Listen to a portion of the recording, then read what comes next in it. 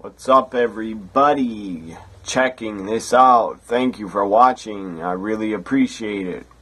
And if you have ever watched any of my other videos, I really appreciate that also. So thank you for that, for giving me views. And if you subscribe to my channel, thank you very much. I appreciate it. This is my Survivor Series 2015 review video, where I'll be running down all the matches and what happened and who won, and I'll tell you who I predicted before and what really happened. So first, we had a kickoff show matchup. It was towards the end of the kickoff show. It was a Survivor Series elimination 5-on-5 tag team matchup, which I did not expect that we were going to get an elimination match, a classic Survivor Series tag team match. I did not think we would see one on the kickoff show, but we did. In the past, the Survivor Series elimination matches were a staple of the pay-per-view Survivor Series. So that was what the whole concept, basically, of the Survivor Series was, is you have a team of 5 guys, and then you have sole survivors and who could survive. So, the first Survivor Series elimination match, as I said, took place on the kickoff show. Was a team of the Dudley Boys, Neville, Titus O'Neil. Darren Young was not in this match with Titus. That's probably why Neville took his spot. I believe Darren Young is going through some tough times. I don't know what's wrong. I don't know what's up with him. I have no clue if he's having relationship problems or family problems. I don't know. Anyways, I wish Darren Young luck, and I hope he's back on WWE television soon, because I like Darren Young with Titus O'Neil as a primetime players. I think they're a great tag team. I'm a fan of theirs. So Neville was teaming up with the Dudleys and Titus O'Neil. They had a surprise partner who came out last. It was Goldust, the returning Goldust. It was good to see Goldust. I'm a fan of his. I'm a fan of all 5 of these guys that were on the team. Goldust returns. It's good to see him back. Welcome back, Goldust. So they took on the team of The Miz, Bo Dallas, Stardust, and The Ascension. Stardust and The Ascension, they came out together. They had like similar gear on with shoulder pad type things on. I don't know what's going on with them, but they've been teaming up a long time. They're like a 3-man team like the New Day, except they're less entertaining. Nothing against Stardust. I think he is a star, and he's a hell of a talent, is Cody Rhodes. And The Ascension on the main roster has been a fucking nightmare. That's all I'll say about them. So, it was Team Miz basically against Team the Dudleys and Neville, and they didn't announce who the team captain was of the teams. It didn't really matter, because the sole survivors were the Dudley Boys, and Goldust and Titus O'Neil were the sole survivors. Neville got eliminated by The Miz. I'll say that again. Neville was eliminated by The Miz. Nothing against The Miz. He's entertaining on the microphone. He's an okay wrestler. I got no hate towards The Miz like some. But Neville gets eliminated by The Miz. So that right there shows you what WWE thinks of Neville. They didn't even put him on the pay-per-view. He was on the kickoff show, and then he gets beat and eliminated by The Miz. Neville, sadly, I see Neville in 2016 being stuck in as a mid-carder and a jobber. I don't think he'll win any titles. I don't think he'll win the IC title or US title. I think Neville is he's in a bad spot because Vince McMahon doesn't like really small guys, and he won't push smaller guys. He just doesn't. I mean, the smallest guys are similar to Neville was probably Taz in height, but I think Taz was even a little bit taller. But Taz didn't go very far in the WWE or WWF. I believe he's a many-time hardcore champion and one-time tag champion with Spike Dudley. Taz never got an IC title run or world title run. So I don't even see Neville winning. Maybe in the future he'll be an IC champion. But for the next year coming up, I see Neville being a mid-carder and not getting pushed at all. And basically being stuck on main event in Superstars and probably SmackDown. So I told you who survived. The Dudleys, Titus O'Neil, and Goldust win, and they survive. Up next, the first match of the pay-per-view Survivor Series. It was a WWE Championship, WWE title, WWE World Heavyweight Championship, whatever you call the title. You could call it one of those names. I just like to call it the WWE Championship. This was a semi-finals match in the tournament. The winner would go to the finals. And this is also the first time we're going to get a new WWE champion in 8 months. So, first semifinals match of the night was Kevin Owens taking on Dean Ambrose. It was a very good match. I enjoyed it. It was a highlight of Survivor Series, and there weren't many highlights at all, but Kevin Owens versus Ambrose was definitely a highlight and something to look forward to. Kevin Owens, I had him winning and going to the finals. I was dead wrong. I should have knew he wouldn't go to the finals, and I should have knew that WWE and Vince McMahon would not push Kevin Owens and put him in the finals. Even though I think it would have been better having Owens against Reigns because Owens is a heel. And instead they went with Dean Ambrose against Reigns, having two baby faces go at it. Anyways, Dean Ambrose wins. I was not surprised. I did want Kevin Owens to win, but whatever. He lost. Doesn't really matter. Doesn't really hurt Kevin Owens because he is still the Intercontinental Champion. Up next, we had another tournament match, semifinals. A winner goes to the finals. Alberto Del Rio taking on Roman Reigns. This was so damn easy to predict. Everybody on the planet knew Roman Reigns was going over Del Rio and going to the finals, and it happened. Roman Reigns wins. He goes to the finals to face his former Shield partner and brother, Dean Ambrose. So they're in the finals. It's Ambrose versus Reigns. The winner will become the new WWE World Heavyweight Champion. That was the final match of the night. That was the main event. Up next was, I believe, I don't know if this is in the right order, but it doesn't really matter because it happened. It was a I think it was a, so this would be the third match of Survivor Series. I believe it was a Survivor Series elimination match, I think, or I think it was. Anyways, I'll read it. The teams were Team Ryback. It was Ryback, the Usos, and the Lucha Dragons teaming up to take on the New Day, all three members, Wade Barrett, King Barrett, and Sheamus, Mr. Money in the Bank.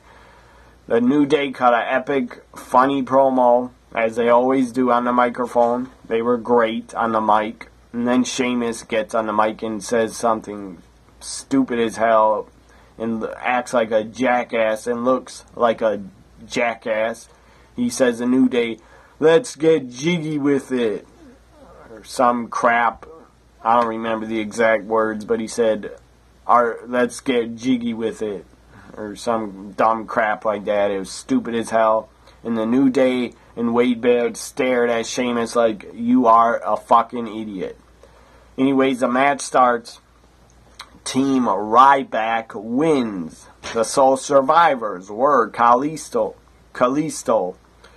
Jey Uso, and Ryback were the sole survivors. It was a decent elimination match. It was what it was. It wasn't great, but it was entertaining. You had a couple dives over the top rope from the Lucha Dragons and the Usos at the same time. All four guys dove over the top. That was pretty cool to see, and that was pretty awesome. So it was a good elimination match. It was better than the kickoff show elimination match. That's for sure. Up next was, I think it was a Divas title match. I think so. Anyways, Divas title up next. Charlotte defending against Paige. Everybody knows what Paige said on Monday Night Raw 7 days ago. It was controversial. Controversial ending to Raw. People may have hated it, what Paige said about Reed Flair, but it got every single WWE fan talking about the product, and I don't know if it bumped the ratings up, but it was probably done just to get WWE fans talking again and just to get buzz about the Divas title match, and probably also done to try to get ratings. But I don't know if it got good ratings or not.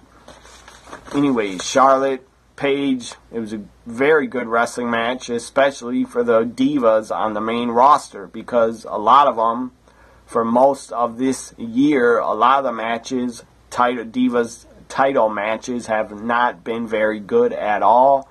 They've been pretty short and pretty boring and not great wrestling, because most of the year Nikki Bella, from January until freaking, I think, September, Nikki Bella was Divas champion. So her title defenses and matches were not entertaining, and they were not good women's wrestling matches. They were not good at all, in my opinion. I was bored by Nikki Bella as a fighting champion. It was boring because she wasn't a great champion and she wasn't a great wrestler or worker. And she couldn't carry her opponents either, because she's just not very good in the ring. But I will say Nikki Bella is much better than Eva Marie. That's for damn sure. So this match started, I timed it. Charlotte versus Paige went 15 minutes. It was a very good women's wrestling match. I enjoyed it. It was a highlight of Survivor Series for me. As I said, Kevin Owens, Ambrose was a highlight, and the Divas title match was a highlight, in my opinion. It was something worth watching, and the crowd was pretty dead. Atlanta didn't really seem to care at all, even though what Paige said about Reed Flair, that did nothing really to help the match or hurt it. The crowd just seemed like they didn't care that Charlotte was defending her title against Paige, and that's pretty sad, because in NXT, the fans always care about the women's matches, and the fans in Atlanta should have been a little bit louder, because both Charlotte and Paige deserved their respect and deserved them to be into the match, because they're two great wrestlers. So the match went 15 minutes. It was a very good women's wrestling match. As I said, Charlotte wins and retains.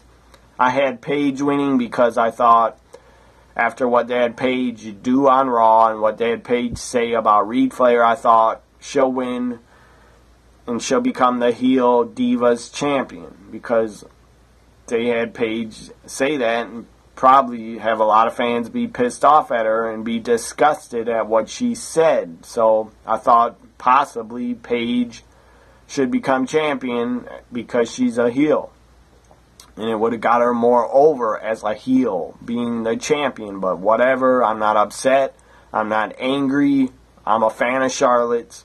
She defended the title and she retained. Good for her. I'm happy for her. Hopefully going into TLC we get Charlotte versus Becky versus Paige, or we could get Charlotte versus Paige again, maybe in a gimmick match, in a Falls Count Anywhere, maybe, I don't know. Or they could add Sasha Banks, because every fan is always chanting, we want Sasha, we want Sasha. So they could add Sasha to TLC and make it a fatal four-way for the Divas title. Becky, Charlotte, Sasha, Paige. I think that'd be a good idea for TLC. And a couple of chants during Paige and Charlotte. I did hear a couple we want Sasha chants. That was pretty stupid and pointless by those fans, because Sasha was not in the match. So have some damn respect and just watch the match and be happy that we got Paige versus Charlotte, that we finally got two good women's wrestlers that know how to work and know how to carry a match. Be happy you got that instead of Nikki versus Brie or some stupid crap like that. Okay, so Charlotte retained. I was wrong. I had Paige. Up next, we had Tyler Breeze taking on Dolph Ziggler in a one-on-one match that nobody really cared about. The crowd was pretty dead for this. And I guess the crowd used up all their energy for Kevin Owens, Ambrose, and Alberto Del Rio Reigns. So the crowd was probably pretty burnt the fuck out and blown up. So they were dead for the Divas title match and for Tyler versus Dolph. It was a decent match. I expected Tyler to win. He should have won, and he did win. And about Paige versus Charlotte, back to that for a minute, it was the right decision to have Charlotte retain, even though I thought Paige should win. Or even though I would have been happy to have Paige become the new Divas champion, I believe for a third time. I think she's a two-time champion, so it would have been a third time. Or maybe she's already a three-time Divas champion, I don't really remember. I don't keep track of how the Divas on the roster, I don't keep track of how many of them have been champion for how many times. I just don't.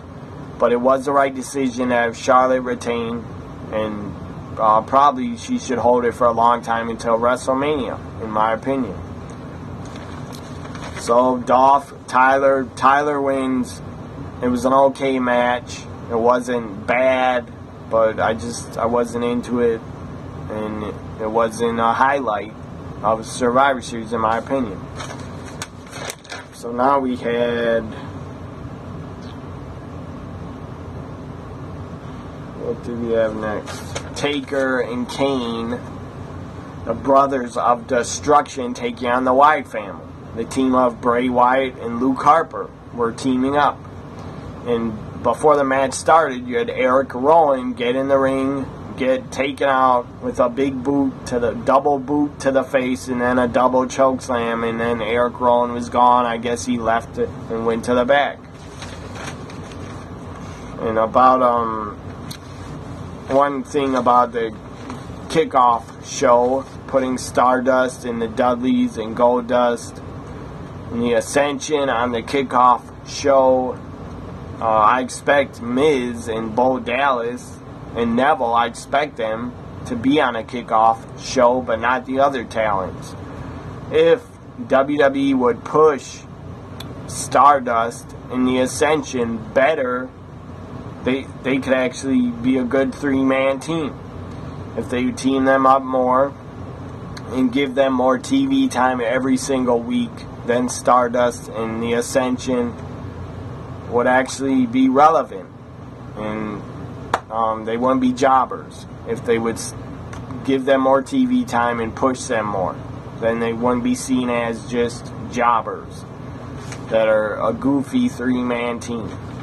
Back to Brothers of Destruction versus the Wyatts. It was expected, and I'm glad they did have Kane and The Undertaker go over because it was The Undertaker's 25th anniversary of being in the WWE, debuting at Survivor Series 1990. So Taker has had an epic, legendary run in the WWE. I said it on Twitter last night, I'll say it again. The Undertaker is the greatest WWE superstar of all time. He just is. His gimmick is the greatest gimmick probably ever created in wrestling, and his run has lasted 25 years. So, Undertaker has my respect for life. Undertaker and Kane win. As I said, it was a decent, pretty good tag match. It was entertaining. It was kind of short. I think it only went like 10 minutes, or maybe a little bit over 10 minutes. The entrance of The Undertaker before the match, that was a highlight of the Survivor Series. That was fun and cool to see. So the Brothers of Destruction win as expected. I predicted it, and I'm sure everybody watching knew The Undertaker and Kane were going to win. On to the main event. The finals of the WWE World Heavyweight Championship Tournament. Dean Ambrose taking on his brother Roman Reigns. I'm sure they're good friends backstage. So, this match was pretty good. It was a highlight of Survivor Series, but it wasn't the best match of the night. In my opinion, the best match of the night was Kevin Owens, Dean Ambrose. But Reigns versus Ambrose for the title, it was very good. And it was entertaining, and I did not get bored by watching it. So, as expected, Dean Ambrose wins the WWE World Heavyweight Championship. Not Dean Ambrose. If I said Dean Ambrose, I apologize. Roman Reigns, I meant. Roman Reigns wins the WWE World Heavyweight Championship as expected.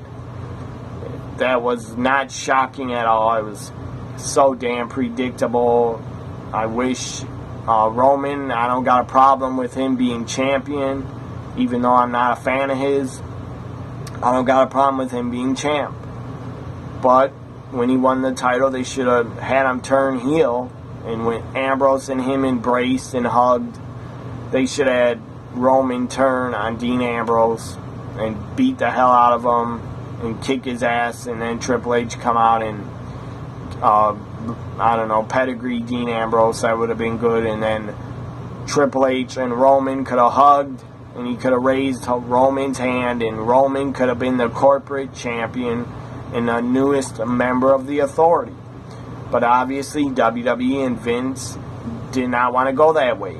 They didn't want to turn Roman heel because that would, I don't know why they didn't. They should, but they don't want him. Because Vince is dead set on giving Roman the John Cena treatment and being the top babyface in the company and chasing the title, I guess. So Roman wins, has a title for probably 5 minutes. Confetti goes off, fireworks go off, or pyro goes off, whatever you want to call it. And I made a joke on Twitter and said Vince probably was backstage and was the one that pressed the button for the pyro to go off because he sucks Roman's balls. So then Triple H's music hits as the confetti's coming down. King of Kings music playing. Triple H gets in the ring, shakes Roman's hand. Roman didn't look too happy. Then Triple H puts out his hand again.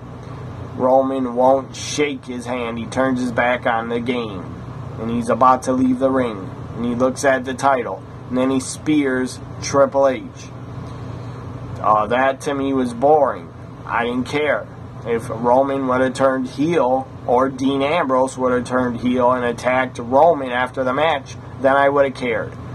The finish of the Survivor Series 2015 to me was very lame, very generic, very boring. It was too damn predictable. It was just stupid. Roman wins the championship as a babyface. And then they have him hit the spear on Triple H, and then he turns around and he gets bro kicked in the face by Sheamus, Mr. Money in the Bank, the fucking ugly ass penis face rooster. He hits bro kick, cashes in, 1, 2, 3. Roman, or 1, 2. Roman actually kicks out, and then I believe he hit another move on him, and then finally he pins Roman and wins the WWE World Heavyweight Championship. Survivor Series goes off the air with Triple H holding up Sheamus' hand, hugging him, embracing him. Sheamus puts his foot over Roman Reigns like he conquered him, and Triple H is raising his hand. They go to the back, or they are walking to the back, and then they hug again. It was just sickening because I'm not a Sheamus fan. I wasn't happy to see him cash in. I knew it was going to happen, but I'm not happy about it. And I fear that Sheamus is going to be one of the worst WWE champions in history and one of the most boring in history, because he will be. I fear where Monday Night Raw tonight is going to go, because they're going to have Sheamus kick off the show probably with Triple H, and maybe Stephanie will come out. And Sheamus is going to cut a long, boring, stupid promo. Triple H is going to cut a long, stupid, boring promo praising Sheamus as a champion. And who knows, Triple H or Sheamus might even say this was their plan all along, to have Roman win and then Sheamus cash in and become the corporate champion. Well, that still won't make me care, because Sheamus,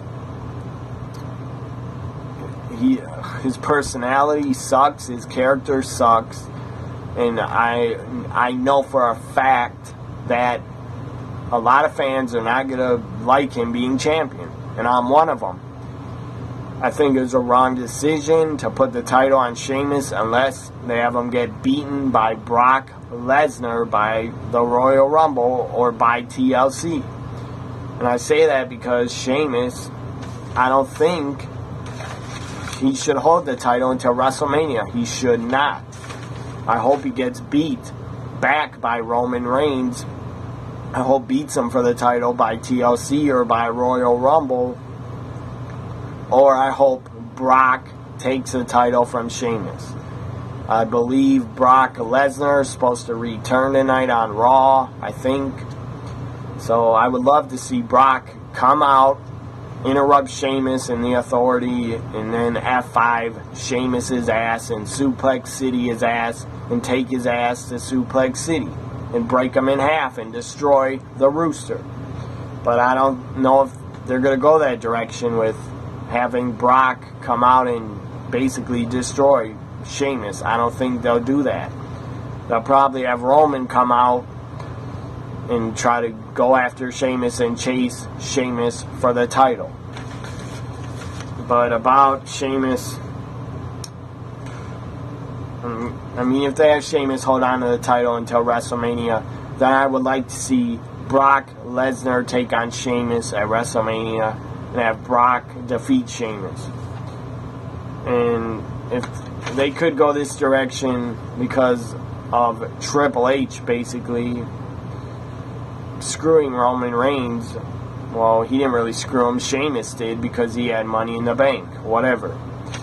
But they could go with Triple H against Roman at the Royal Rumble, one-on-one. I think that'd be entertaining. Also, maybe at WrestleMania, they could have Sheamus defending the title, Sheamus versus Triple H versus Roman Reigns. And then it's basically like 2-on-1. And all the odds are against Roman Reigns, and the crowd would probably get behind him at WrestleMania, and Roman could win the title in a triple threat at WrestleMania. If they're not going to go with Roman winning the title back very soon, they better go with the only guy that they should go with. Brock Lesnar should win the title from Sheamus, or Roman Reigns should win the title And a lot of people think, a lot of fans still think Roman Reigns is not ready to be champion. Well, it already has happened. He became champion, even though he lost it in 5 minutes. Roman, I am way more for Roman Reigns being champion over Sheamus. I just am. I'm not a fan of Roman, but I think he'd be a way better champion than Sheamus. Because Sheamus as WWE champion is going to do nothing for ratings. I'm sure the ratings will go down, him being champion. He's damn sure no Seth Rollins. It's just Sheamus as champion, in my opinion, is going to draw the fans you still have WWE that watch Raw every single Monday night. It's going to just draw your fans away, and they're going to stop watching Raw the minute Sheamus comes out with the title. I won't stop watching because I have to tweet, and I tweet about the show, so that's why I watch. But Sheamus, I fear every time he comes out now as WWE champion, I'm going to fall asleep. Because he's going to be boring as fuck. And I just know it. I know that for a fact. That Sheamus is going to be an awful champion. And he's going to be boring as hell as a champion. And he's going to do nothing to help WWE's business. And I'm sure Vince, they're probably going to go with Roman Reigns facing Sheamus at TLC. Maybe in a TLC match for the title. So I'm pretty positive they're going to go with Roman chasing Sheamus, the heel, and chasing the title. Even though I would like to see Brock Lesnar come back, F5 Sheamus, and go after Sheamus and take the title from him. And then they could, or if Brock won the title at TLC or Royal Rumble, they should have Brock go into WrestleMania as a champion, and then they could have Roman defeat Brock for the title. And Brock put over Roman while Brock leaves again, takes a break until SummerSlam. And then Brock would probably come back and work a SummerSlam. So I think what I would really like to see happen is Brock return tonight on Raw, destroy Sheamus, F5 him, suplex him a couple times. I would love that. And then have Brock win the title by TLC or Royal Rumble. And then Brock go to WrestleMania as champion and have Roman take on Brock Lesnar.